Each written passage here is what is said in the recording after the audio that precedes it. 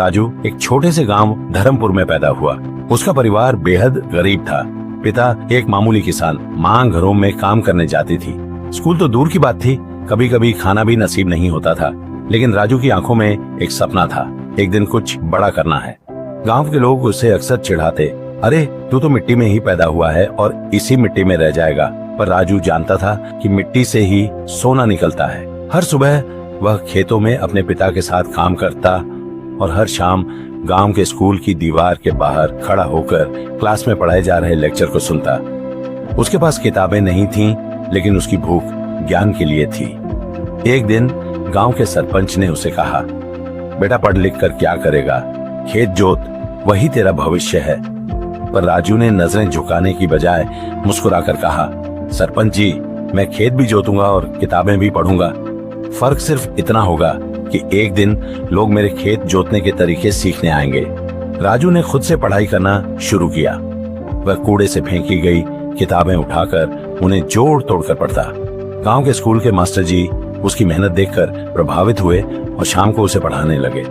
धीरे धीरे उसने 8वीं फिर 10वीं पास की, वो भी टॉप में। लेकिन 10वीं के बाद पढ़ाई रोकनी पड़ी। पिता बीमार हो गए और कमाई का एकमात्र साधन खत्म हो गया।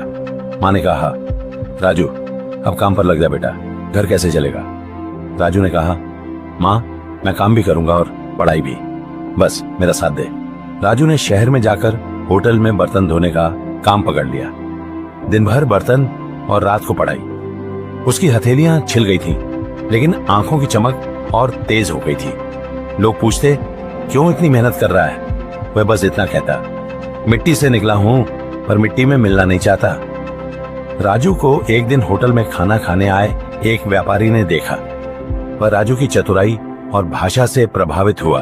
उसने पूछा, तू यहाँ क्या कर रहा है। राजू बोला, सपना पाल रहा हूँ और मेहनत से सींच रहा हूँ। उस व्यापारी ने उसकी शिक्षा की जिम्मेदारी ली। राजू ने 12वीं के बाद एक बिजनेस कोर्स ज्वाइन किया। अब उसके पास किताबें थीं, लैपटॉप था, बट सबसे बड़ी पूंजी उसका जुनून था। कॉलेज में उसने बिजनेस के हर मॉडल को समझा और एक बात सीखी, समस्या ही सबसे बड़ा व्यापार है। कॉलेज के प्रोजेक्ट में एक बार उसे ग्रामीण बाजारों पर रिसर्च करना था। उसने देखा कि गांव के किसान अपनी सब्जियां शहर के दलालों को सस्ते में बेचते हैं और वही सब्जियां शहर में महंगे दामों पर बिकती हैं।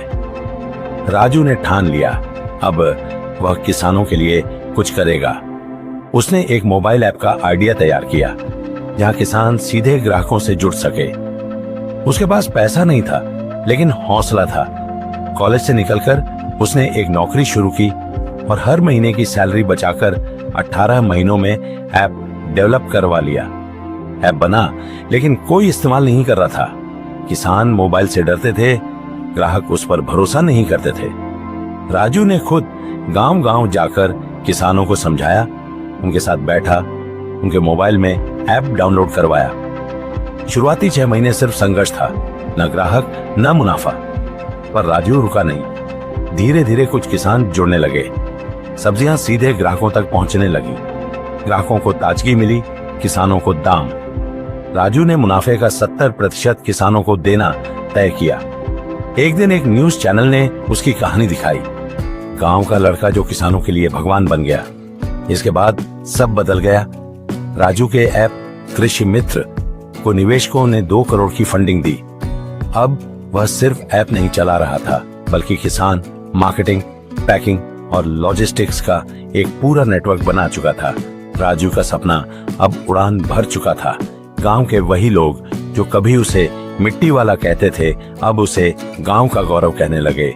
5 साल में कृषि मित्र देश के 14 राज्यों में फैल चुका था।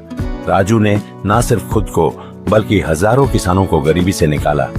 अब वह टेडेक्स में बुलाया जाता, बड़े बड़े बिजनेस स्कूलों में लेक्चर देता।